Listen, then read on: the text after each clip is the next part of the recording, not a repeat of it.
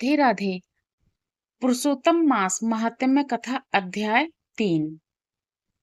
ऋषिगण बोले, हे महाभाग, नर के मित्र नारायण नारद की प्रति जो शुभ वचन बोले वह आप विस्तार पूर्वक हमसे कहे।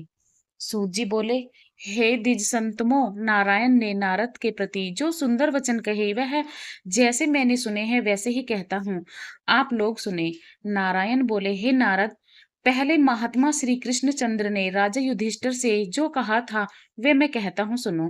एक समय धार्मिक राजा अजात शत्रु युधिष्ठिर छल प्रिय धृतराष्ट्र के दुष्ट पुत्रों द्वारा घूत क्रीड़ा में हार गए। सबके देखते देखते अग्नि से उत्पन्न हुई धर्मपरायण द्रौपदी के बालों को पकड़कर दुष्ट दुशासन ने खींचा और खींचने के बाद उसके वस्त्र उतारने लगा। तब भगवान कृष्ण ने उसकी रक्षा की। पीछे पांडव राज्य को त्याग काम्यक वन में चले गए। वहां अत्यंत कलेश से युक्त वे वन के फलों को खाकर जीवन बिताने लगे। जैसे जंगली हाथियों के शरीर में बाल रहते हैं, इसी प्रकार पांडवों के शरीर में बाल हो गए। इस प्रकार दुखित पांडवों को देखने के लिए भगवान देवकी सुत मुनियों के साथ काम्यक वन में गए। उन भगवान को देखकर मृत शरीर में पुनः प्राण आ जाने की तरह युधिष्ठिर, भीमसेन, अर्जुन आदि प्रेम विहल होकर सहसा उठ खड़े हुए और प्रति से श्री कृष्ण के गले मिले और भगवान कृष्ण के चरण कमलों में भक्ति से नमस्कार करने लगे। द्रौपदी ने भी धीरे धीरे वहां आकर आलस्य रहित होकर भगवान को शीघ्र नमस्कार किया।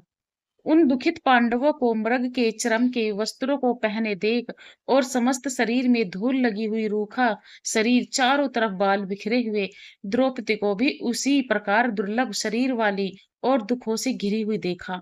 इस तरह दुखित पांडवों को देखकर वे अत्यंत दुखी हुए।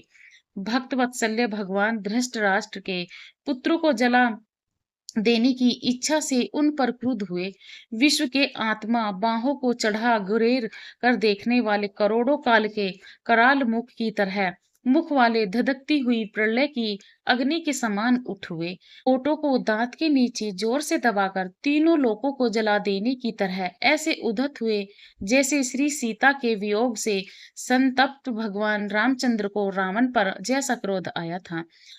उस प्रकार से क्रुद्ध भगवान को देखकर कांपते हुए अर्जुन कृष्ण को प्रसन्न प्रसन्न करने के लिए द्रौपदी, धर्मराज तथा और लोगों से भी अनुमोदित होकर शीघ्र ही हाथ जोड़कर उनकी स्तुति करने लगे। अर्जुन बोले, हे कृष्ण, हे जगत के नाथ, हे नाथ, मैं जगत के बाहर नहीं हूँ, आप ही जगत की रक्षा करने वाले हैं। हे प्रभु, क्या मेरी रक्षा आप न करेंगे? जिनके नेत्र के देखने से ही ब्रह्मा का पतन हो जाता है, उनके क्रोध करने से क्या नहीं हो सकता, यह कौन जानता है कि क्या होगा। हे संसार करने वाले, क्रोध का संहार कीजिए। हे तात के पात, हे जगत पते, आप जैसे महापुरुषों के क्रोध से संसार का प्रलय हो जाता है। संपूर्ण तत्व को जानने वाले, सर्व वस्तुओं के कारण वेद और वेदांग के बीच आप साक्षात श्री कृष्ण में हैं। आपकी वंदना करता हूँ, आप ईश्वर हैं। इस चराचरात्मक संसार को आपने उत्पन्न किया है, सर्व मंगल के मांगल्य हैं और सनातन के बीज रूप हैं।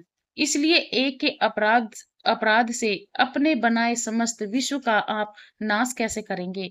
कौन भला ऐसा होगा जो मच्छरों को जलाने के लिए अपने घर को जला देता हो? श्री नारायण बोले, दूसरों की वीरता को मर्दन करने वाले अर्जुन ने भगवान से इस प्रकार निवेदन कर प्रणाम किया। सूत जी बोले, श्री कृष्ण जी ने अपने क्रोध को शांत किया और स्वयं भी चंद्रमा की तरह शांत हो गए। इस प्रकार भगवान को शांत देखकर पांडव स्वस्थ हुए, प्रेम से प्रसन्न मुख एवं प्रेम विहल हुए। सबने भगवान को प्रणाम किया और जंगली कंद मूल फल आदि से उनकी पूजा की। नारायण बोले, सब शरण में जाने योग्य, भक्तों के ऊपर कृपा करने वाले श्री कृष्ण को प्रसन्न जान विशेष प्रेम से भरे हुए नम्र अर्जुन ने बारंबार नमस्कार किया और जो प्रसन्न आपने हमसे किया है वही प्रसन्न उन्होंने श्री कृष्ण से किया। इस प्रकार अर्जुन का प्रसन्न सुनकर श्री कृष्ण क्षण मात्र मन से सोचकर अपने सहद्रग पांडवों को व्रत को धारण की हुई द्रौपदी को आश्वासन देते हुए वक्ताओं में श्रेष्ठ श्री कृष्ण पांडवों से हित कर वचन बोले। श्री कृष्ण जी बोले, हे राजन, हे महाभाग, हे भीत हे भीतसो, अब मेरा वचन सुनो।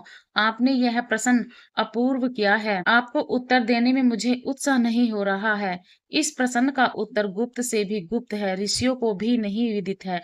फिर भी हे अर्जुन, मित्र के नाते अथवा तुम हमारे भक्त हो, इस कारण हम कहते हैं।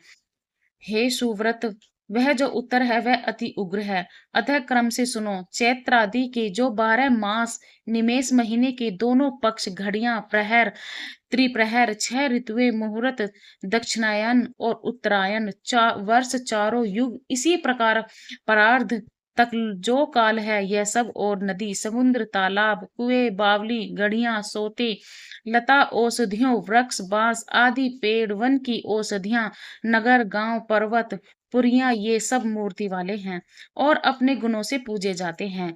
उनमें ऐसा कोई अपूर्व व्यक्ति नहीं है जो अपने अधिष्ठात्र देवता के बिना रहता हो।